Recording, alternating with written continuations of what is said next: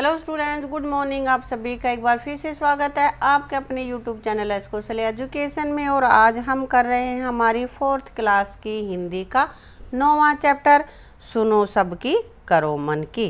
तो इसका कुछ पोर्शन हमने पढ़ लिया है और अब करते हैं आगे का।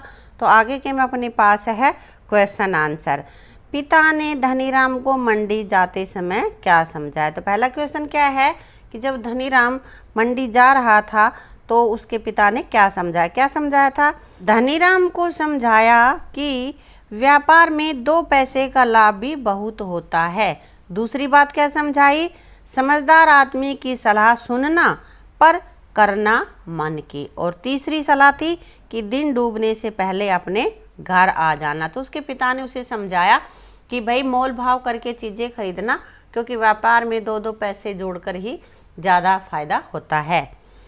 अब अगला क्वेश्चन अपने पास है, लाल बुझक्कड़ ने धनीराम को क्या सलाह दी। उसने क्या सलाह दी भाई, गेहूं के वजन के बराबर पत्थर दूसरे बोरे में भरकर घोड़े की पीठ के दोनों ओर लटकाकर पीठ पर खुद बैठ जाना। उसने समझाया कि भाई तू पैदल क्यों चल रहा है, कि जितने वजन एक बोरे में गेहूं का है उतने ही वजन का एक और बोरा भर ले और दोनों बोरों को घोड़े के दोनों साइड लटका दे, तो बीच में जगह हो जाएगी पीठ पे, वहाँ तो बैठ जाना। ये लाल बुझक्कड़ ने धनीराम को सलाह दी थी। आगे है, धनीराम पैदल क्यों चलने लगा था, वो घोड़े पर क्यों नहीं बैठा। क्योंकि घोड़े की पीठ पर बोरी रखने के बाद बैठने की जगह ही नहीं थी, इसलिए वो पैदल चलने लगा था। अगला क्वेश्चन अपने पास है, धनीराम बुझक्कड़ के शिष्यों से लड़ने को क्यों तैयार हो गया। क्योंकि वे उसे देखकर हंस रहे थे और उसे मूर्ख कह रहे थे। उसके मूर्ख कह रहे थे तो उसको गुस्सा आया और वो उनसे लड़ने को तैयार हो गया।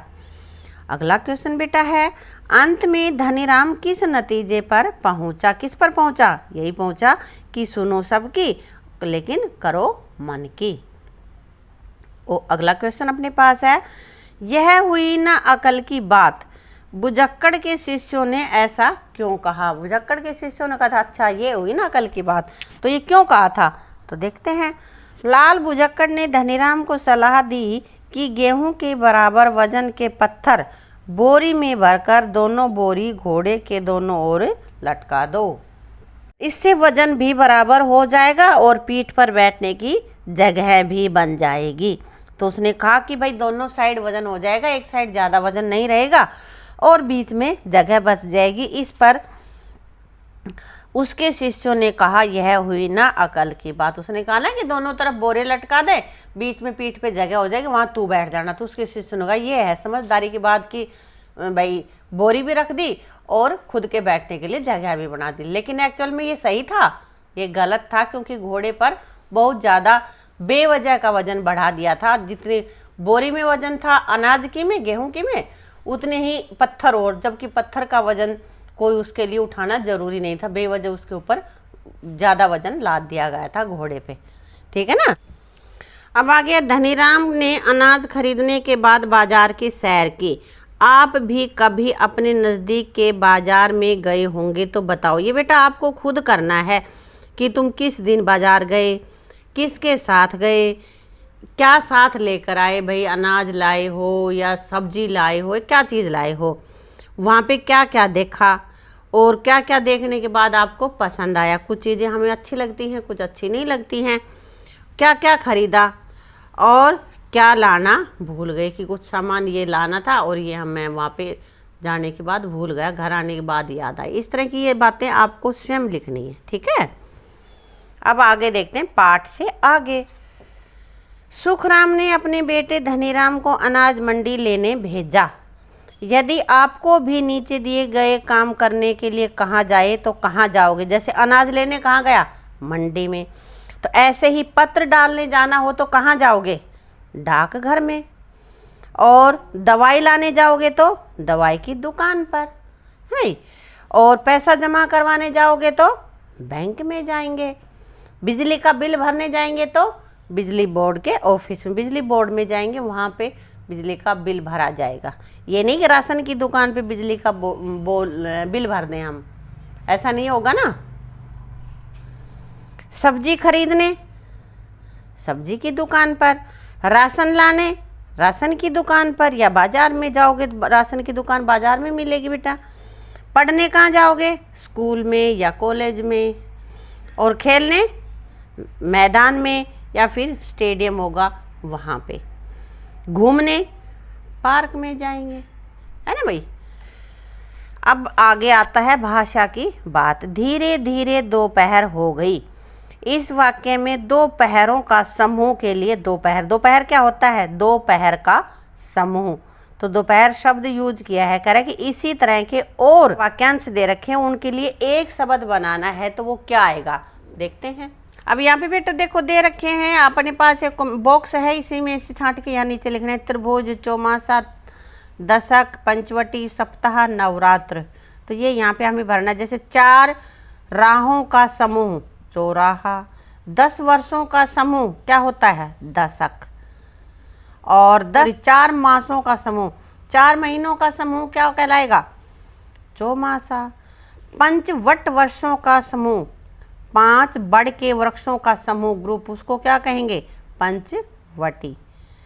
7 दिनों का समूह सप्ताह, 3 भुजाओं का समूह त्रिभुज, और 9 रातों का समूह नवरात्र। नवरात्र लिख दो या नवरात्रि लिख दो, ठीक है।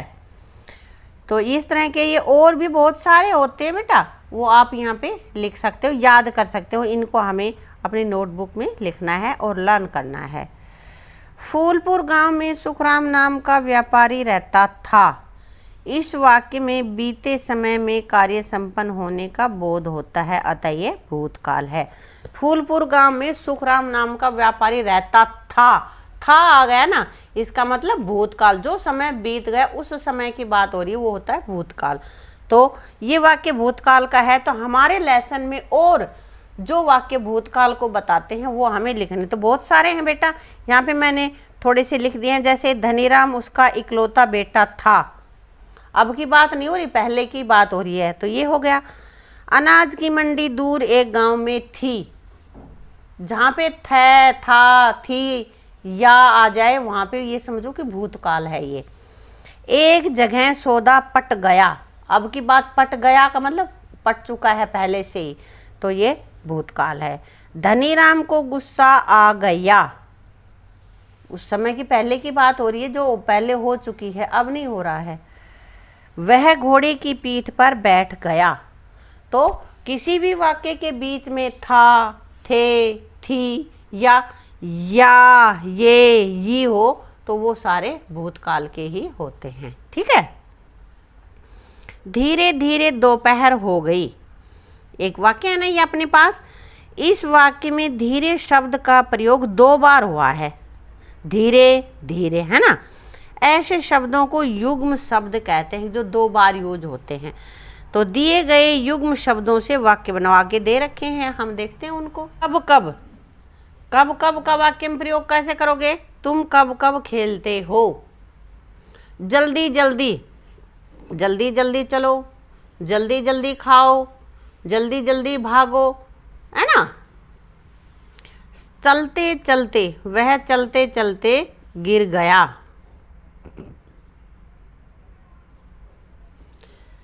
गया। साथ साथ, मेरे साथ साथ चलो, वे साथ साथ चल रहे थे। पेड़ साथ साथ उगे हुए थे, है ना। कभी कभी, मैं कभी कभी मिठाई खा लेता हूँ।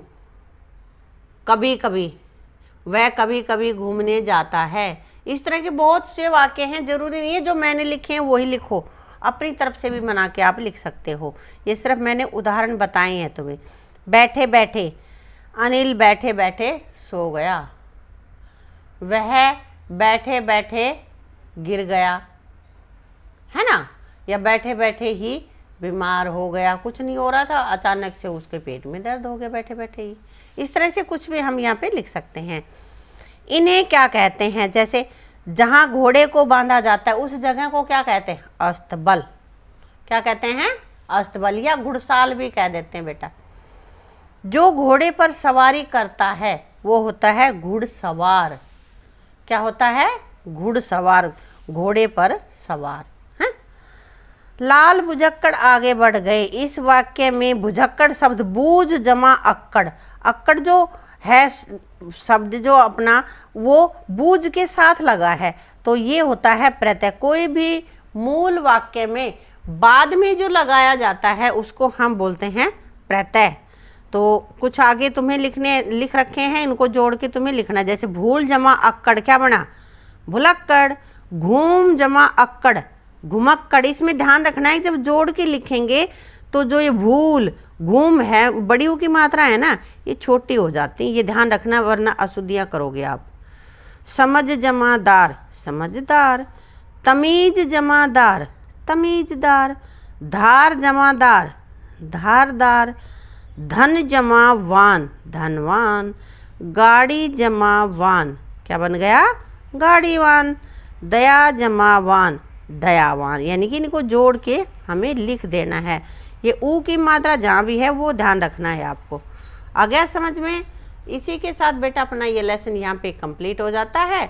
अगर आपको वीडियो अच्छी लगी हो तो वीडियो को लाइक करना, शेयर करना और चैनल को सब्सक्राइब करना। साथ ही साथ बेटा हमारा दूसरा चैनल है जो आपके लिए और अधिक अच्छी वीडियो लेके आता है, उसको भी सब्सक्राइब कर लेना और बेल आइकन अवश्य प्रेस कर लेना। ठीक है, थैंक यू।